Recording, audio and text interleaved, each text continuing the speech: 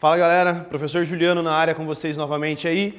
E pessoal do nono ano, lembrando, nós estamos falando aqui sobre esse assunto da chamada Guerra Fria, né? Que é aquele período que nós temos desde 1945 a 1991, né? Desde o fim da Segunda Guerra Mundial até a queda da União Soviética, certo? Bom, e a gente já sabe, você já está ligado aqui com certeza, o que significava a Guerra Fria e quais eram os principais agentes de poder que nós temos aqui nesse período, galera? Bom, a gente tem aqui o mundo chamado de mundo bipolar. É um mundo em que está dividido em dois polos, tudo bem?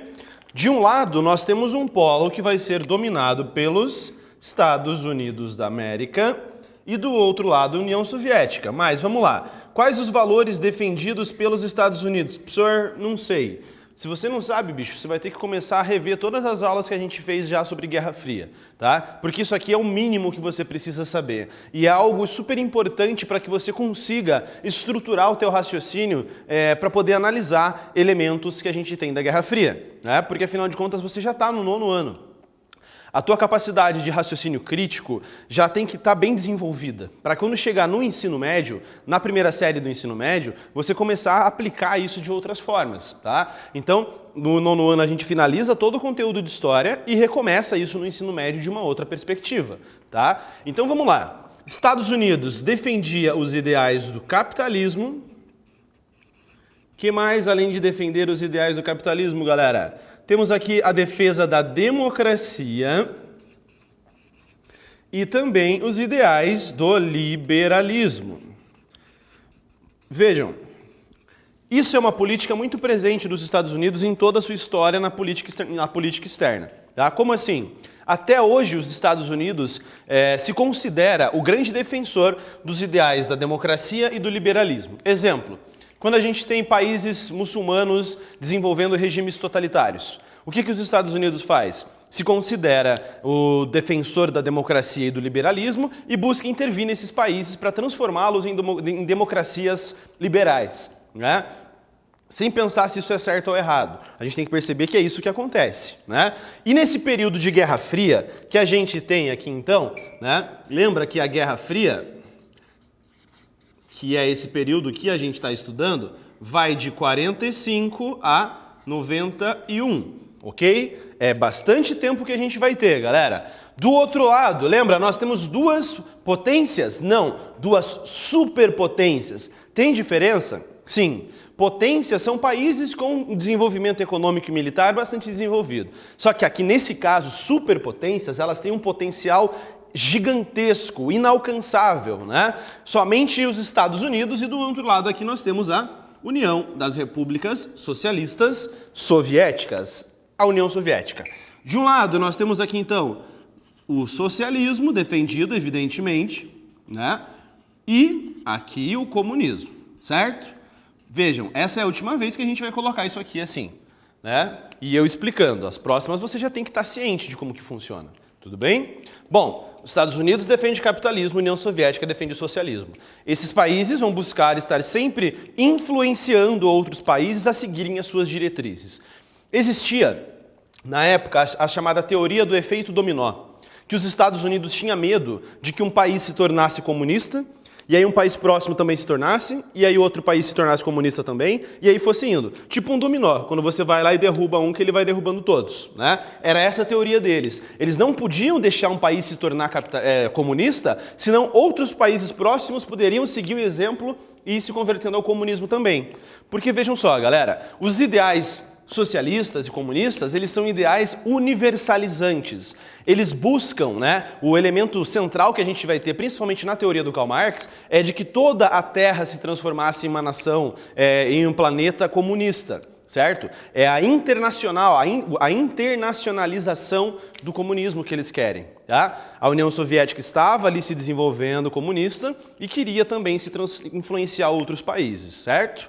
Então, os Estados Unidos não quer permitir que a União Soviética influencie diretamente países, né? E ele faz de tudo para evitar que isso aconteça. Esse é o cenário que nós temos da chamada Guerra Fria, né? Você não pode se esquecer disso durante todas as aulas que a gente estiver falando, porque em algum momento isso aqui pode te ajudar a entender um enunciado, a entender um objeto de estudo novo, né? E a Guerra Fria é um dos elementos mais interessantes que a gente tem dentro do conteúdo de história, beleza? Então vamos lá, continuando aqui, galera. A gente vai ver hoje, já vimos aqui, né, os elementos da Guerra Fria e a gente vai falar agora sobre a independência da Índia. Na aula passada, pessoal, a gente falou sobre as independências do continente africano. Falamos sobre a independência da Argélia, né, e sobre as independências dos países que eram colônias de Portugal, ok? Mas não é apenas o continente africano que passa por esse processo de descolonização. Um país que vai passar por isso também, ou melhor dizendo, uma região que vai passar por isso também, é a região asiática. Tá? A gente vai falar nessa aula de agora, especificamente, sobre a independência da Índia. Nas nossas aulas posteriores, nós falaremos sobre a independência, o processo da Guerra do Vietnã, que é um negócio muito abordado no cinema, por exemplo, a gente vai chegar lá. Falaremos sobre a Guerra da Coreia e a gente vai ter uma aula específica só sobre a Revolução Chinesa, beleza?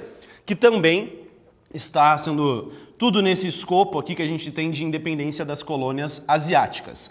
Agora falaremos um pouco sobre a Índia, tá? Galerinha linda, vejam, a independência indiana, pessoal. A Índia, então, foi dominada pela Inglaterra desde 1858. A Índia foi colonizada ali por muito tempo pela Inglaterra, tá? E durante a Primeira e durante a Segunda Guerra Mundial, você tem a participação de soldados indianos lutando ao lado da Inglaterra, tá? E também você tem muitas vezes soldados que vão lutar por outros lados, tá? Vão lutar pelo lado japonês e pelo lado nazista também contra a dominação inglesa. E a Inglaterra vai dominar a Índia por muito tempo, tá? A gente tem um filme, anota aí, chamado O Homem que Viu o Infinito. É uma história de um cara, de um matemático indiano, que ele desenvolve teorias matemáticas ali que ninguém nunca tinha ouvido falar. Isso na década ali do período da Segunda Guerra Mundial. As teorias dele eram tão avançadas que elas estão sendo utilizadas hoje em dia para o lançamento de foguetes, para vocês terem noção. Tá? E ali vai mostrando como era o processo de dominação da Inglaterra sobre a Índia, o tratamento do povo indiano como era. Ele era extremamente maltratado, porque ele era um cara tão inteligente que ele sai da Índia e vai estudar em Oxford, na Inglaterra. E lá na Inglaterra ele vai sofrendo bastante preconceito, né? Temos um caso também importante aqui referente à independência indiana, que é o caso do Mahatma Gandhi, né? Que é um dos líderes principais desse processo de revolução indiana, que ele vai estudar direito nas faculdades na Inglaterra. Enfim, a Índia foi dominada pela Inglaterra desde 1858. Tá? Lembra aquele contexto de imperialismo de segunda revolução industrial que eu comentei com vocês na aula anterior? Nós temos, então, a busca pelos 3 M's, matéria-prima, mão de obra e mercado consumidor. Por isso os países europeus vão para a África e para a Ásia dominar essas regiões. Beleza? Vamos lá. Sempre existiram tensões no território indiano entre muçulmanos e hindus. Tá? As religiosidades ali. O islamismo surge no século VII. O hinduísmo é uma religião que vem já antes do cristianismo. Tá? É uma das primeiras religiões que a gente tem na história da humanidade, chegando próximo ali ao judaísmo. Tá? Então, na região indiana, nós tínhamos essas duas vertentes religiosas, o islamismo e os hindus, que são bastante diferentes, né? E a Inglaterra vai se aproveitar dessas tensões que existiam nessa região para incentivar cada vez mais conflitos entre muçulmanos e indianos. Por que os ingleses faziam isso? Para não permitir que essa população indiana se desenvolvesse nela, né, que essa população não permitisse o desenvolvimento de um sentimento nacionalista, para buscar, talvez, uma independência. Né? Então a Inglaterra vai ficar insuflando ódio tanto de um lado quanto do outro. Vai falar para os muçulmanos que os hindus estão falando mal, depois volta lá para os hindus e fala que são os muçulmanos. Causa esses atritos, graças a isso não tem o sentimento de união. Uma outra coisa, o território indiano que a gente tem hoje não é o mesmo desse período aqui. Já já a gente vai dar uma olhada no mapa ali. Bom, os ingleses então vão se aproveitar dessa situação para evitar a coesão do povo indiano e o surgimento do nacionalismo, tá? Aqui nós temos a figura central da independência indiana, que é esse tiozinho aqui, ó, o Mohandas Karamchand Gandhi. Foi essencial para a independência da Índia, ele ficou conhecido como Mahatma, que significa grande alma em sânscrito, Essa é uma foto dele, tá? Quem que foi o Mahatma Gandhi? Vamos ler o que o livro de vocês coloca sobre ele aí. A Inglaterra exercia controle direto sobre a Índia desde 58. Na colônia havia tensões, isso aqui que eu já falei. Por isso, uma das mais conhecidas figuras desse contexto foi Mahatma Gandhi, indiano, hindu, que defendia o fim dos embates religiosos para a independência da Índia a partir da década de 20. Vejam, o Gandhi vai falar o seguinte, ele quer que a população indiana perceba que os atritos entre eles, de hindus e muçulmanos, é irrelevante. Eles têm que se preocupar em se perceber enquanto população indiana, para buscar o surgimento de um país independente. Tá? Continuando, Gandhi defendia a não violência e buscava uma independência pacífica, né? A chamada desobediência civil, que tem um livro do Thoreau que fala exatamente isso, né? O nome do livro é A Desobediência Civil. Ele pregou o boicote às leis, isso é a desobediência civil. Não é você se revoltar contra as leis, tá? É você pregar o boicote, é você não dar importância à existência dessas leis, tá? Isso também é muito baseado nas ideias de um cara lá do período da Idade Moderna, que é o Etienne de la Boétie, que vai ser utilizado essas ideias dele posteriormente também, inclusive pelo movimento punk na década de 70 e na década de 80, tá? Boicote às leis, ao governo e aos produtos ingleses. Por que os produtos ingleses? A Inglaterra vendia muitos produtos na Índia, tá? Vai vender tecido no território indiano. Por quê? Porque a Índia sempre foi exportadora de tecidos, tá? E a Inglaterra aproveita então para comercializar tecido ali dentro, tecido muito mais barato, tá? A gente tem a Guerra dos Boeres também, que é relacionada um pouco com isso daqui, mas enfim. Ele pregou o boicote às leis, ao governo e aos produtos ingleses, além de promover greves de fome. Suas ações ficam rapidamente conhecidas, espalharam-se e conquistaram muitos adeptos em toda a Índia. Então, buscando essa ideia de desobediência civil, o Mahatma Gandhi vai ser o líder principal do processo de independência indiana, que não venho aqui agora, ao caso, a gente explicar todo o processo da existência dele ali, o que ele lutou, tá bom? Saiba que ele é o principal líder. Dá uma olhadinha aqui. Em 47, nós temos um acordo da divisão do território. O que é isso? Em 1947, a Inglaterra aceita que a Índia se separe do Império Britânico, né? Era o nome daquela região, toda essa região aqui, ó, que está em verde, vermelho, verdinho e esse rosinho estranho, era chamado de Raj, tá? Então o Raj se torna independente da Inglaterra. Quando ele se torna independente, surgem atritos entre o povo indiano. De um lado, a gente vai ter o Paquistão. Aqui no meio a gente tem a Índia e aqui do lado a gente tem o Paquistão Oriental. O Paquistão, vejam, tanto ocidental quanto oriental, é de maioria da religião hindu. Então essas partes verdes eram hindus, tá? Aqui nós temos a Índia, que é muçulmana. E aqui no ladinho, o que eu coloquei para vocês ali? A Birmânia? É isso? É, Birmânia.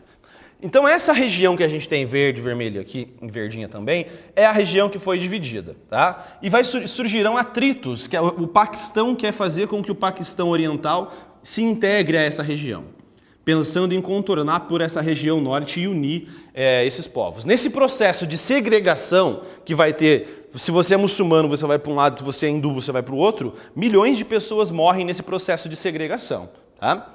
Só que aqui não acabaram os problemas. A Índia está aqui, o Paquistão aqui e aqui. Os atritos continuam no decorrer do período da Guerra Fria, até que nós temos aqui o Paquistão Ocidental, aquela região mais ao norte do território indiano, que pertencia uma parte também ao Paquistão Ocidental, se transforma numa outra região, chamada de Caxemira, tá? E o Paquistão Oriental, que existia aqui, depois vai se tornar um outro país independente. A Índia tenta incentivar o Paquistão Oriental a se rebelar contra o Paquistão Ocidental, buscando, na verdade, o interesse indiano era anexar essa região ao seu próprio território. Isso dá certo? Não. Surge um novo país, chamado de Bangladesh, aqui nessa região, tá? Aqui a gente tem o surgimento de um outro local, então, a partir do ano de 1971.